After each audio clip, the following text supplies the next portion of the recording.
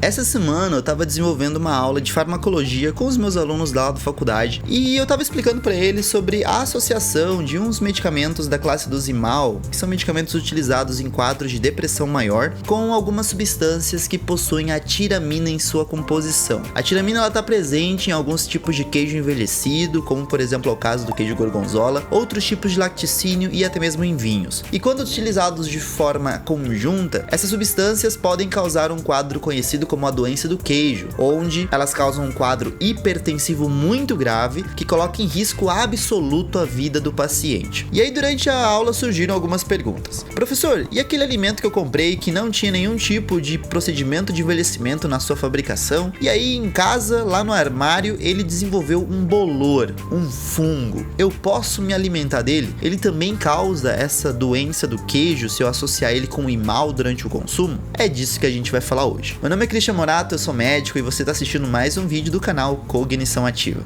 Se você se interessa nesse assunto, fica até o final do vídeo. E não se esquece de deixar aquele like e comentário ali embaixo que são muito importantes, de se inscrever no canal, ativar o sininho de notificações para não perder mais nenhuma atualização. Além disso, não se esquece que lá embaixo tem um botão compartilhar. Clicando nele, você pode mandar esse vídeo para qualquer pessoa, em qualquer rede social, inclusive lá no WhatsApp. Bom, primeiro, pessoal, vamos entender o que é aquela reação que eu comentei para vocês no início. Os Zimal são medicamentos que inibem, justamente vem daí a sigla, uma enzima chamada monoaminooxidase. Isso mesmo, a enzima monoaminooxidase é uma enzima que normalmente destrói alguns tipos de substâncias no nosso corpo. E as substâncias destruídas são a noradrenalina e a serotonina, por exemplo. A noradrenalina é uma substância que deixa a gente agitado, enquanto que a serotonina é uma substância que deixa a gente mais feliz. É por isso que ela é utilizada durante o quadro depressivo, porque na depressão os níveis de serotonina normalmente estão mais baixos e esse medicamento inibe a destruição da serotonina do nosso corpo, ou seja, não deixa ela ser destruída, fazendo com que os seus níveis no sangue acabem aumentando. Mas por que eles causam uma alteração quando consumidos juntos com queijos envelhecidos, como por exemplo o caso do queijo gorgonzola? É por causa do seguinte, pessoal, a tiramina do queijo gorgonzola é uma substância que ela é potencialmente perigosa para o nosso corpo. No entanto, o nosso tubo digestivo, o nosso intestino, ele tem essa monoaminooxidase que consegue também destruir a tiramina. Ela consegue destruir a tiramina antes mesmo da gente absorver ela. Então, isso faz com que a substância não seja perigosa para o nosso corpo, porque nós já temos defesas naturais que destroem ela lá no intestino. Só que quando a pessoa está consumindo um inibidor da MAO ou inibidor da monoaminooxidase, essa enzima já não consegue mais destruir a tiramina. Então a pessoa acaba consumindo ela e fazendo com que ela seja absorvida e causa aquele quadro hipertensivo no nosso organismo. Ela mimetiza o nosso sistema simpático, que é o sistema da adrenalina do nosso corpo. Por isso que a pressão acaba aumentando bastante. Mas aí a pergunta que surgiu em sala é: e as outras substâncias que criaram bolor em casa? Elas também têm esse efeito? Podem causar essa doença do queijo? Não, a resposta é não. Não é porque um frango ou sei lá, um arroz que você deixou muito tempo na panela em tempo quente e você chegou em casa e tinha um bolorzão criado ali dentro e aí você vai consumir essa substância e vai ter a doença do queijo. Não, porque ela não tem a tiramina que o queijo envelhecido tem. Mas isso não significa que você deve comer aquela substância que tá toda envelhecida, cheia de bolor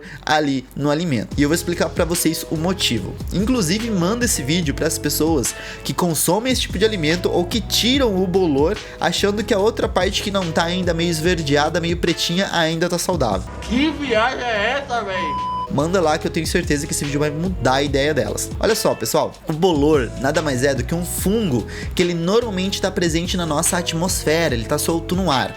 Porque o fungo, quando entra na fase de reprodução, ele acaba liberando algo no ar chamado esporos, que são microscópicos e a gente não percebe eles. A gente pode ter vários esporos aparecendo aqui entre a lente e a minha cara e vocês não estão vendo os esporos, mas tem esporos espalhados aqui no ambiente. E esses esporos, eles procuram algum ambiente propício para se reproduzir e eles gostam muito de alguns tipos de alimento, principalmente aqueles alimentos que tem bastante carboidrato para o seu consumo, para que eles possam crescer, e também as substâncias que são mais molinhas, porque eles podem criar raízes nessas superfícies do alimento que é mais mole. E essas raízes são chamadas de hifas. E eu chamo de raízes porque parecem mesmo raízes de árvore. Quando você olha para aquele alimento e você percebe que tem uma estrutura meio pretinha, meio esverdeada, já cheia de fungo cheio de bolor ali no alimento, isso significa que aquela parte já são os esporos que cresceram e estão sendo liberados na superfície. Enquanto isso, a parte que parece que está saudável, ela já tem alguns esporos que migraram da região mais afetada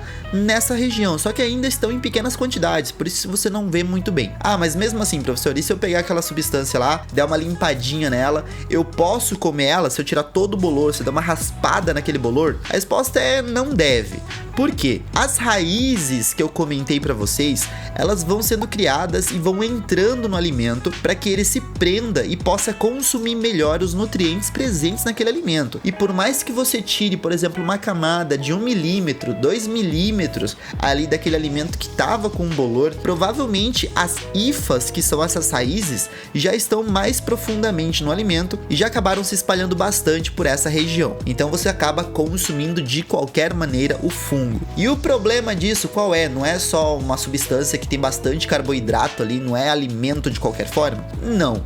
Esse fungo que está presente no alimento que não passou pelo procedimento de envelhecimento é diferente do fungo igual do queijo gorgonzola, que ele passou por um procedimento de envelhecimento. Aquele bolor que surgiu no alimento guardado, ele é um bolor cheio de toxinas, e essas toxinas são muito perigosas, porque elas podem entrar no seu intestino e causar vários tipos de intoxicações. Você pode ter quadros de dor abdominal, quadros de diarreia e, em condições mais graves, até mesmo infecções generalizadas em todo o seu organismo. Além disso, as toxinas presentes nesses fungos podem causar até mesmo câncer no seu fígado e alguns tipos de câncer de intestino também. Por isso, o consumo dessas substâncias não é nem um pouco indicado por nós médicos. A pessoa tem que evitar o consumo desse tipo de alimento. Se você conhece alguém que come aquele queijo que estava na geladeira e que envelheceu e criou um bolor na geladeira, ou aquele pão que estava guardado e surgiu um bolorzinho ali, a pessoa corta um pedacinho do pão e come a outra parte que está saudável, por favor, manda esse vídeo para ela e diz para ela não fazer mais isso não, por favor, porque vai dar ruim. E por mais que ela já tenha comido isso umas 3, 4 vezes e não deu errado, ela pode estar criando um câncer lá no fígado. E bom,